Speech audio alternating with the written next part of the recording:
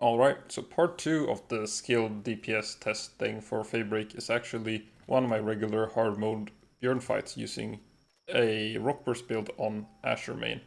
And I'm gonna go through a little bit why this build is so good now, and why it performs so much better than a couple of other pals that are actually quite a bit stronger. It seems to outperform Noclem a bit, it outperforms Shadowbeak. I think this is the best time I've gotten so far on hard mode Bjorn without using the Vixen, I think. Maybe Ragnarok would be up there as well, but I'm mostly using Vixen. So what this build is based around is this Rock Burst melee that you would have seen in part 1, if you watched part 1. That it did this incredible amount of damage with all 32 hits actually hitting. So how Rock Burst works there is that if it stands on top of the boss, most rocks will hit, if that makes sense. That's the general shotgun build. You add Airblade to that, also does more damage when close. You could add Wind Edge, All Range Thunder, Poison Shower, a little bit depending on the size of the thing you're fighting and their element. So there's some variations here. I decided to go for Flame Funnel, not really a shotgun build, but there is another benefit to it, or two benefits. One, it's just an insane amount of damage, as you would have seen in part 1 as well. Flame Funnel against small targets, even without super effective, is extremely high in terms of DPS. Then it keeps going, there's no special animation for it, it can use other skills at the same time. Just a very good damage skill.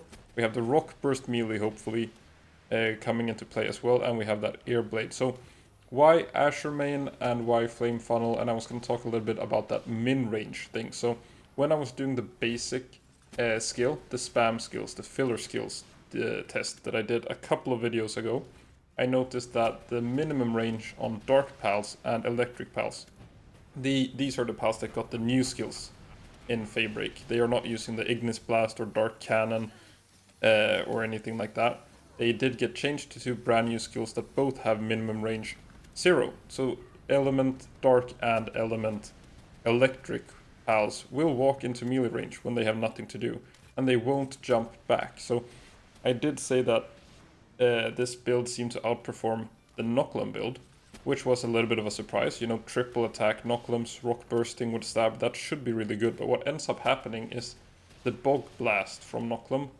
actually makes Noclem jump back a bit. So it has a minimum range.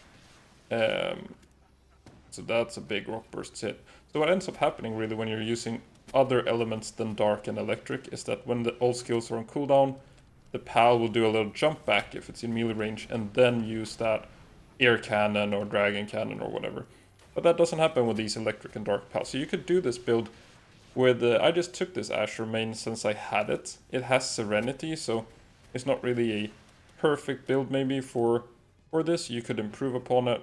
You could also use, I guess, like Shadowbeak, Libro as dark pals for this. Electric wasn't great. I was also hoping that this filler skill it uses would do a little bit of stunning. I think it might have stunned Bjorn once or twice during the fight, so that's might be helpful if you want to consider that. But you could also do so sort of any dark pal or any electric pal can make this build work this well. Azure main just seems to have pretty decent attack. And you could potentially also double up on the rock burst. I didn't want to do it here because I wanted a more fair comparison with the Noclems and stuff like that. But you could just mount up as well and pop a melee range rock burst for a lot of damage. So yeah, that's the general build here. So we're abusing the minimum range factor. All these three skills have a minimum range of 0, so it's never going to jump back. And the filler skill also has a minimum range of 0. And then we hopefully do get quite a lot of these big rock burst hits, and it also depends a little bit on player positioning. You will see I'm often standing off to the side a little bit behind my pal, trying to make Bjorn just kind of walk into my pal. So a very respectable kill time here, if you compare to some of the other builds I've done. There's always the factor of me just getting a little bit better at the fight as well, but the overall DPS for this build seems to be very high. So it's the rock burst, flame funnel, airblade. So this is all just based on that part 1 skill test there, with the new Wasa power, the reduction there, the number of maximum hits and everything like that. So that's it for this. Gonna move on to base pals for the future parts and update the website a little bit there. But for now, thanks for watching.